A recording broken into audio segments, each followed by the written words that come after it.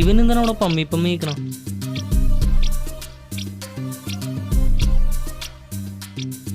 ഓ, അതാണല്ലേ കാര്യം.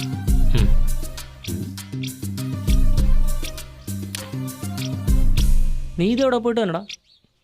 എടാ, നാളെ അവൻ്റെ ചേട്ടൻ്റെ കൊച്ചിൻ്റെ ബർത്ത്ഡേ അല്ലേ? അതിനവൻ കാശ് സെറ്റാക്കാൻ വേണ്ടിയിട്ട് എൻ്റെ ബൈക്കുമായിട്ട് പോയി. പണ്ടേരം ഞാൻ അവിടെ നിന്ന് ഇവിടുത്തെ നടക്കേണ്ടി വന്നു. അടിപൊളി. അല്ലടാ, ആ പെങ്കൊച്ചിൻ്റെ കാര്യത്തിൽ എന്താ തീരുമാനം?